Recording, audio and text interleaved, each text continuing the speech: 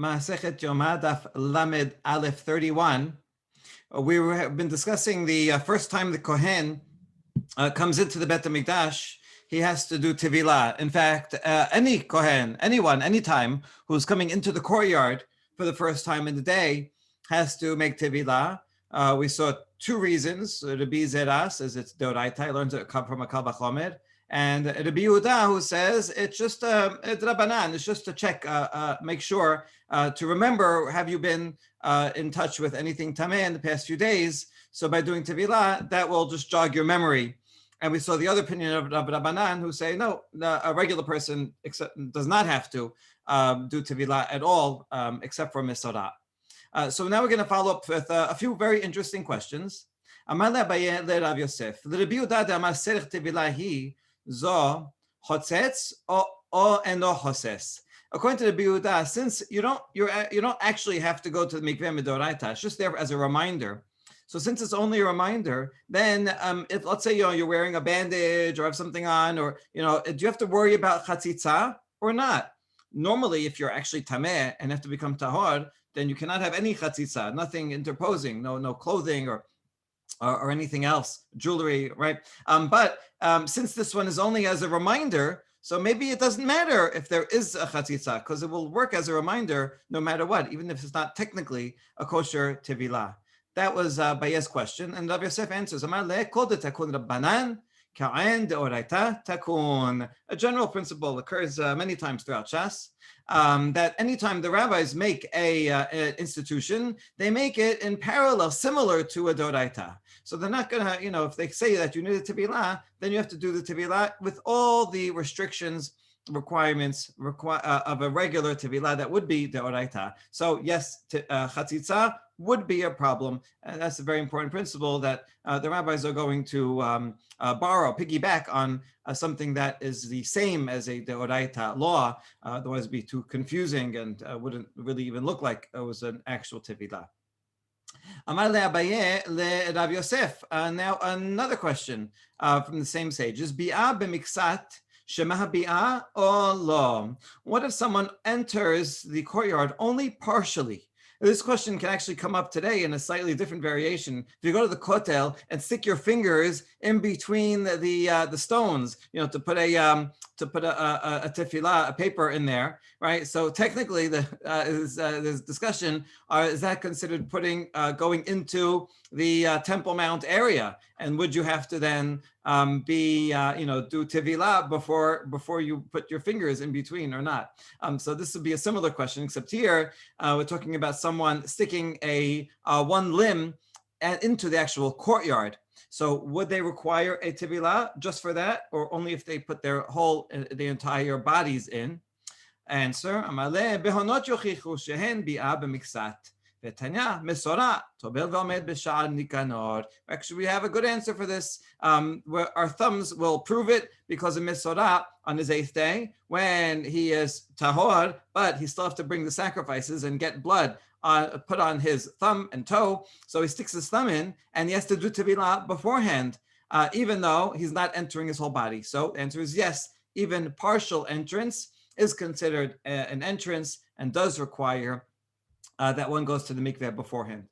Ibaya lehu. Third question: sakin aruka v'yishchot. Let's say someone gets a very long knife, long enough that he could stay outside, of the, so let's say in the Ezrat Nashim, and stick the knife through a Nicanor gate and be able to do shechita on an animal while the animal is inside the Azara and he is outside. Would he require tevilah? So is it a requirement of actually entering? He didn't enter the courtyard, so maybe he doesn't have to.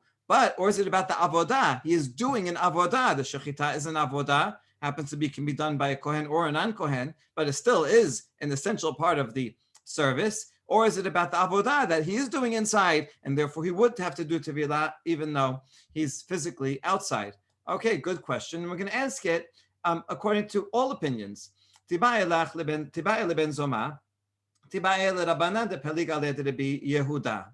Tibae leben zoma, Ad kan la mechayev ben zoma ela legavai, aval lebarai la. So we'll ask it according to Ben Zamai, who says you have to, when you enter, you have to go in midoraita. Is that only true when you actually enter? But if you're outside, then you don't have to do tibila. So what? So my knife. So I'm have a long knife. I'm not entering. I don't have to. Or dilma ate leamshuche. Or maybe you'll say, even though I have a long knife, I'm staying outside. I'll come to be drawn inside. Right? I'm not going to get a good grip. I'm not. I need to fix something in there. I have to, go and get closer. So I'll end up inside. So since we have to worry about that, so you have to do tevilah just in case you end up coming inside. So that's two sides of the question, according to Ben Zoma. We could also ask, according to Rabbanan, who say that you don't have to go. A regular person does not have to go into the mikveh before going into the courtyard. But maybe this one is actually more machmir. Why?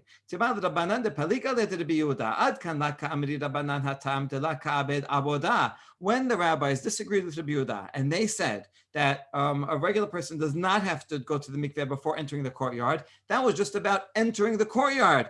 All right, he just Kohen, he wants to look around and just hang out there. Then in that case, he does not have to do tevilah. But if he's doing a service inside the courtyard, and maybe even if he's outside the courtyard, it's not about physically being present. It's about doing an avodah, no matter where you are, and even though you're outside, but you're doing shechita. So even maybe Rabbanan, who generally say you don't need it, maybe in this case they would need it. Or maybe they would say, no, it doesn't matter, right? Whether you're doing avodah or not doing avodah, doesn't matter. You don't have to go to the mikveh. Answer is we leave the dilemma standing. We're going to leave it up to you to discuss and try to come up with proofs or disproofs.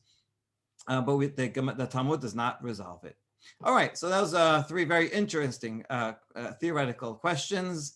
And now we get to the next part of the Mishnah that says, in general, Chamesh Tevilot V'asara Kiddushin Tobel. Over the course of Yom Kippur, the Kohen Gadol, every time he changes clothing, he has to both wash his hands and feet and go to the mikveh. He goes to the mikveh in between, and he washes his hands and feet before and after. So that's why there's 5 tevilot, and 10 times he will wash his hands and feet before and after regarding each of the changes of clothing. But exactly when he does the kiddush yadayim v'raglayim is what we're going to discuss right now.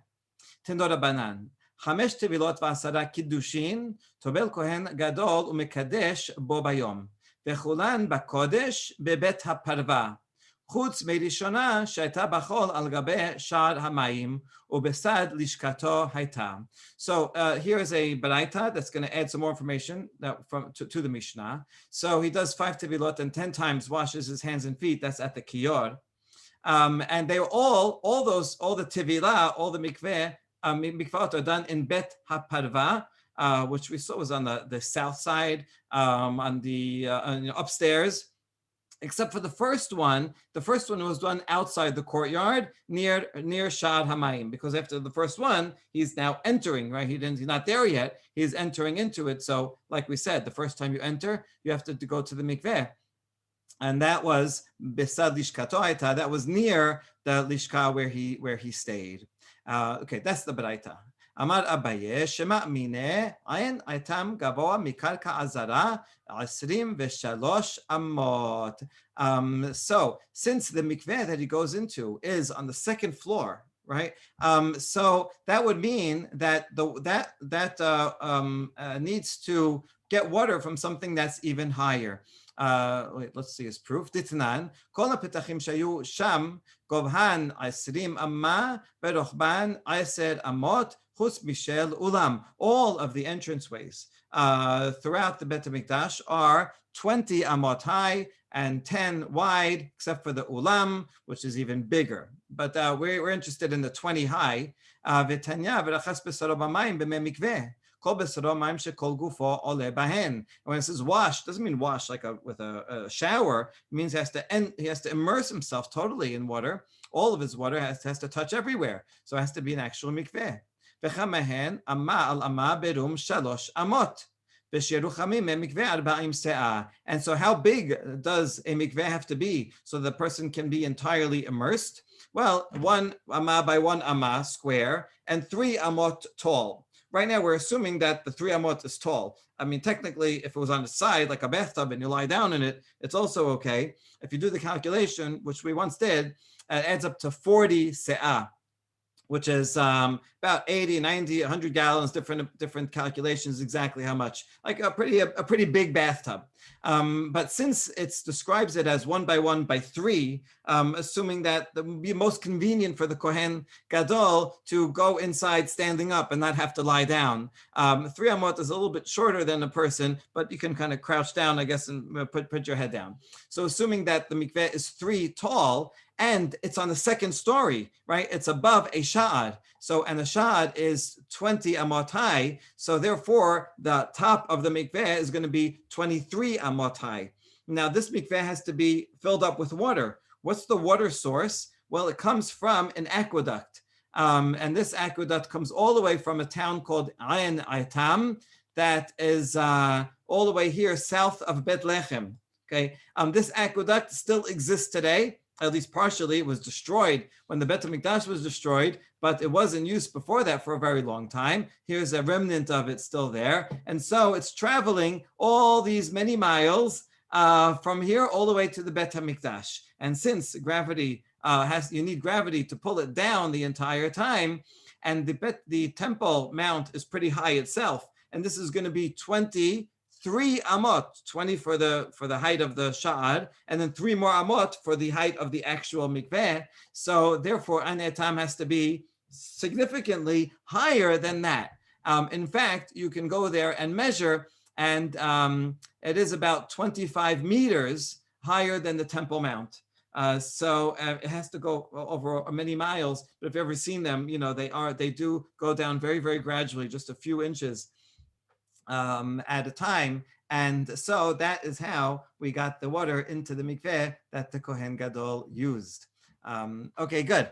And so now we go on, and a little bit more of a question about that.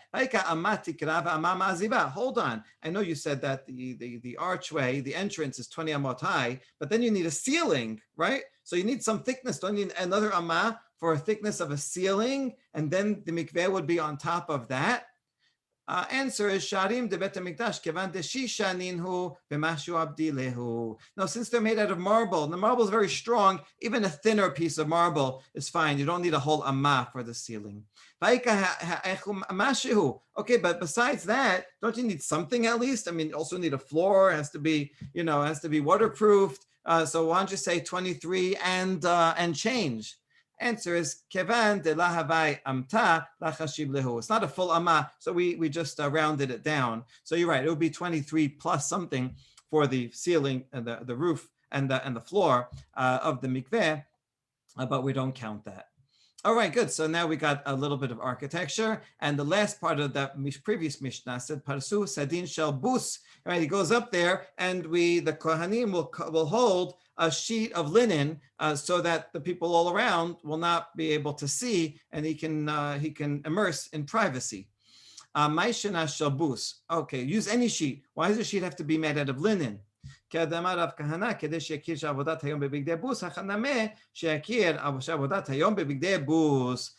explained this. He explained it about the next Mishnah, which says the same thing, but so it applies here too. Because on Yom Kippur, the Kohen Gadol had 2 sets of uniforms. One was the regular uniform with 8 garments that he wore throughout the year and had gold on it. And that's what he used for the regular services. But any avodah that was particular for Yom Kippur, he would take those off and wear white only, made out of linen only. And so this is a reminder that, listen, today, anything for the Bet HaMikdash is done with linen garments. So they use a linen garment while he's changing. So that is appropriate. All right, good. And now we go on to the next thing that he's going to do. Pashat yarad v'taval ala v'nistapag. So he is going to take off. This is the first time he's just starting the day. So he's wearing his regular clothes, wearing his pajamas, his big dechol, and so he takes them off. Then he goes down Yarad. He immerses in the he descends to where the ritual bath is, even though he's going up, but we call it Yarad. Well, in this case, this is one outside, so maybe that's why. Okay, Vitabal, he immerses himself. Maybe it's Yarad Vitabal, because wherever he is, he's going down into the mikveh. So read those together. Allah, and he comes out, meaning out of the mikveh, v'nistapak, and dries himself off. Why does he dry himself off? Well, it's convenient. You don't want to be wet the whole day, but there's also a halachic reason. Remember that his clothing has to be directly on his skin, so you don't want any water that would be interposing between them. So that could be one reason. And hebiu lo bigdei zahav velavash v'kidesh yadav v'raglav, and they bring him his gold clothes, meaning all 8, because the first thing he's going to do is korban tamid, which is a daily service, not particular to Yom Kippur. So he's going to wear his regular big Kohen Gadol uniform, and every time he changes clothes, not only does he go to the mikveh, but also washes his hands and feet. And then once he's dressed, heviu lo et tamid, they bring korban tamid. Keraso. Keraso is similar to doing shechita, except it's just the minimum amount. He just makes a cut, just sufficient for it to be kosher, not a full cut that he would usually do. Umerek acher shechita al yado, and a different kohen would then complete the slaughter. Kibel et adam ve'uzrako, and he would receive the blessing. Receive the blood and sprinkle it. So the deal is that normally you could have many kohanim involved. So one could do the full shechita, and someone else, we mentioned earlier, right? Another kohen would do the receiving of the blood, and he can go and take it. But on Yom Kippur, the Kohen Gadol has to do everything. So how are you going to do shechita and receive the blood at the same time? Oh, by just starting the shechita, doing it just enough to be kosher, hand it off to someone else who will complete the cut, and then the Kohen Gadol can come around and receive the blood. He'll take the blood to the mizbeach and pour it on and sprinkle it on the mizbeach. So now he did the korban tamid. Nichnas, the blood part of the korban tamid. Nichnas laktir ketoret shel shachar. He goes now into the kodesh, right, where the mizbach hazahav is, and he offers the incense, the morning incense. Uleti b'tanerot, and he also prepares the wicks of the menorah, the last 2 of them. Ulakrib et harosh ve'ebarim ve'achabitin, and then he goes back outside to the big mizbeach, and he's going to place the head and the limbs of the korban tamid onto the mizbeach, and as well as the chavitin, the meal offering that the Kohen Gadol brings every day, v'tayain, and also wine libation that goes with it. When he's done with that, ketoret shel shachar hayta kereba. Oh, that's what he does. Now, a side note regarding order of items. Ketoret shel shachar hayta kereba ben dam le'evarim. In the morning, they did the ketoret after the blood part of the korban tamid, but before the limbs, after the blood is sprinkled, but before the limbs are offered, just like we described just now.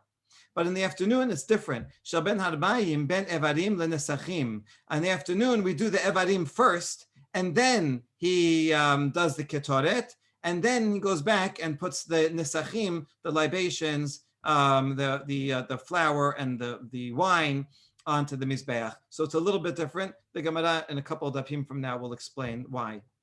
Im haya kohen gadol zaken o istenis mechamin lo chamin umatilin letoch hasonen kedei shetafig sinatan. If the kohen gadol is elderly, or istenis is a Greek word that means weak or sickly, and the cold water of the mikveh, well, he cannot withstand it. So then we take some warm water and we throw it into the mikveh. So in order to temper the chill, make it just a little lukewarm, so that he can be comfortable and can withstand it. That's very nice.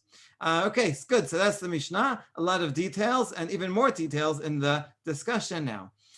So we're going to discuss who is the author of this Mishnah. Right? The Mishnah mentioned that the very first time he's wearing his big dechol, and so according to this, you see he normally in the middle of the day when he's changing from one to the other, he is mikadesh yadayim v'raglayim, then goes to the mikveh, and then mikadesh yadayim v'raglayim again. Right? So it's sandwiched, and in between there he changes his clothes.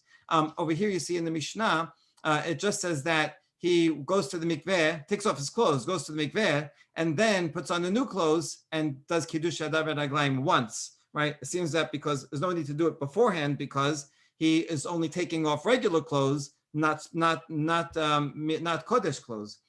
So he only has to do half of it. All right, that's what we're going to analyze. Amaruha Rabbanan Kamed Rapapa. The rabbis said the following in front of Rapapa to get his reaction. This Mishnah must be in disagreement with Rabbi Meir. Why? I'm going to show you Rabbi Meir in a minute. Rabbi Meir,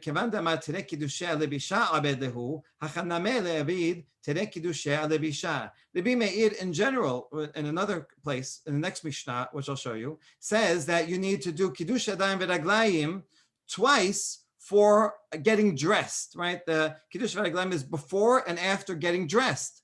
And here, since he is getting dressed with the Bigdei Zahav, he should have to do Kiddush Yadayim before and after.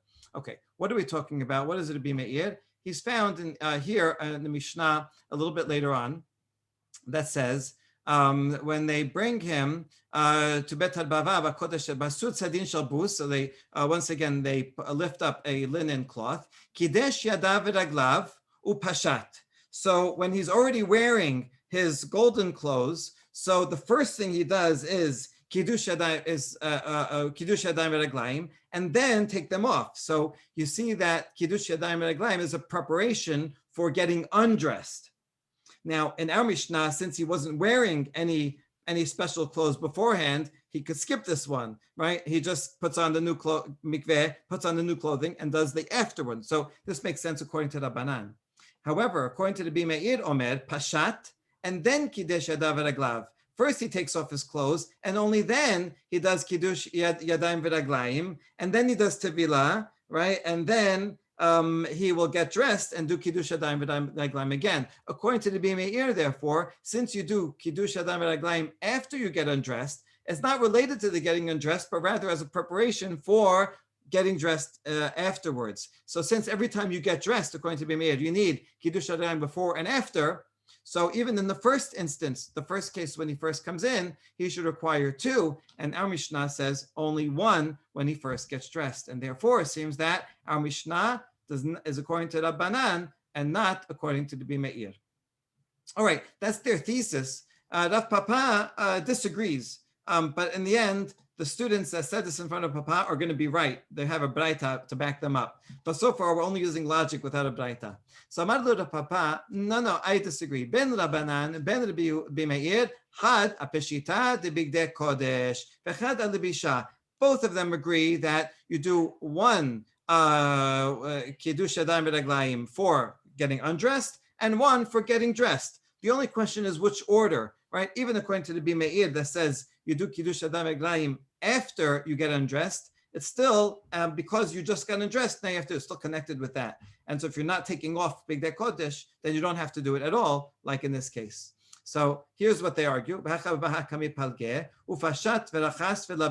you look at these two pesukim here together, in Vaikin Acharemot, it says, "Uba Aharon el Moed ufashat el bidei habad asher lavash." So first he removes the clothing he had before, and then the next pasuk, "V'rachas et besaro b'mayim." That means go to the mikveh, and then v'lavash et begadav, and he gets dressed again. So since it says in within back to back within two pesukim, pashat and lavash, there's a comparison between the two. So everybody agrees that they're compared. Question is, what does that comparison mean? Rabbi Meir hekesh. Rabbi Meir savar makish peshita levisha. Ma levisha lovesh v'achar kach mekadesh. Af peshita poshet v'achar kach mekadesh. Just like when you are removing their clothing, you get dressed, and then just like when you get dressed, you first get dressed and then do kiddush yadayim v'raglayim. So it's second. So too, when you get undressed, first you get undressed, and then you do kiddush yadayim v'raglayim. So he thinks that washing the hands and feet is always after the action, and so therefore, according to the Rabbi Meir, it would go like this: when he's has one type of clothing on, he would take them off, kiddush yadayim v'raglayim, tevilah, then get dressed and Kiddush Raglaim again. That's the comparison. So that we always have Kiddush Yadayim after the action.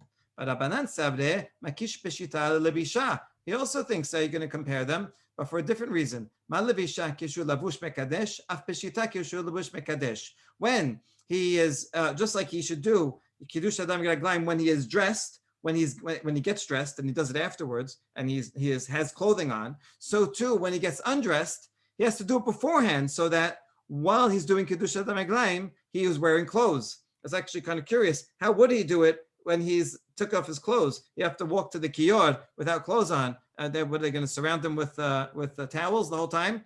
So he says you always have to be dressed. Therefore, according to Rabbanan, the order would be chiastic. You start with Kiddush Yadayim Raglaim, because you have clothes on, that's good. And then you take them off. Then you do Tevilah. Then you get dressed. And then you do Kiddush Yadayim Raglaim again at the end, right? So that makes sense.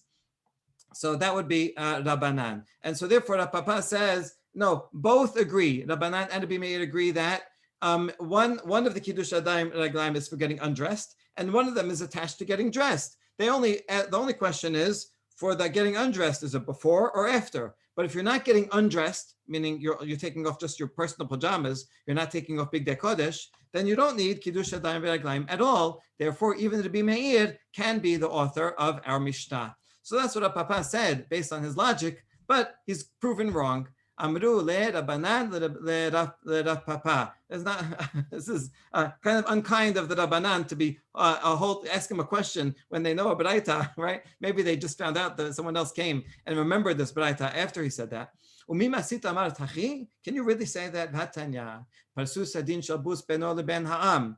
Pashat v'yarad v'tabal. So the first thing that they do in the morning, right, when he comes in, they're going to put the curtain, and then he's going to take off his regular clothes, and he's going to go down to the mikveh, and he's going to come up and get dry. And he's going to first wear his big zahav, and he puts them on. And he does kiddush yadayim v'raglaim. So you see, this is the Tanakama, just like our Mishnah. You do kiddush yadayim v'raglaim once after, at the end. Rabbi Meir Omer Pashat v'kidesh yadav v'raglav. Oh, Rabbi Meir says he takes off his pajamas and he does kiddush yadav v'raglaim. Then, after that, v'yarav v'tabal v'alav v'distapag v'yaviu lo big zahav v'lavash. And then he goes to the mikveh, comes up and dries, and then they bring him his zahav clothing and he puts them on kidesh yadav v'raglav, and he does kiddush yadav v'raglaim again. So you see that according to Rabbi Meir, in fact, explicit in this Braita, the Kiddush Yadayim Raglaim is all associated with getting dressed, right? So every time he gets dressed with new Big Day Kodesh, he's going to do Kiddush Yadayim Raglaim before and after. So really he would in fact need two, because it has nothing to do with undressed. We don't care that he got undressed before because he wasn't wearing Big Day Kodesh. Marlehu itanya, Tanya, the Papa says, if it's a Braita, it's a Braita. I give up, I submit, right? I thought I had a good logic, but you have an explicit source, so that's fine. Okay, and last point. Bishlama l'Rabbi Meir, haynu demashkachat la asara kiddushin. Now, remember we started off saying, in general, on Yom Kippur, over the whole course of the whole day, there are 10 times that he washes his hands and feet, right? 10 times, because each of the time he changes would be a one before and after. And so I understand, according to the Rabbi Meir, how you get to number 10, because the first one has 2, right? Before the Tevilah and after the Tevilah. So that's 2 with that Tevilah. And so the rest of them, right, are all, everyone would agree. So that's how you get to 10. Ela the Rabbanan tish'ahavu, but according to Rabbanan, the first time he comes in to change, they say he only does 1 kiddush yadayim for raglaim for that. So you have 2 for the rest of them, but the first one's only 1, so he's missing 1. It's only going to be 9. How's he going to explain this? Where's he going to get the other one from? Answer: Amri lach Rabbanan kiddusha batra ki pashet bigdei kodesh velavesh bigdei chol abid lehatam. Rabbanan say all the way at the end of the day he'll make up for it, because according to Rabbanan, you have to do Kiddush Yadayim V'Raglaim when you remove Big Day Kodesh. At the end of the day, when he does his last thing and takes off his Big Day Kodesh, Rabbanan will require him to do Kiddush Yadayim V'Raglaim before he gets undressed from Bigdei Kodesh for the final time, and that's what will make it up. At that time, the Rabbi Meir will not require it, because Rabbi Meir never requires Kiddush Yadayim Raglayim for getting undressed. He only requires 2 for every time you get dressed. And so they even each other out. The Banan only need 1 at the beginning of the day and 1 at the end of the day. The Rabbi Meir, because he says it's all has to do with getting dressed, requires 2 at the beginning of the day and none at the end of the day. And that's how they even each other out, and they both get to 10. Baruch Adonai Le'olam, amen ve'amen.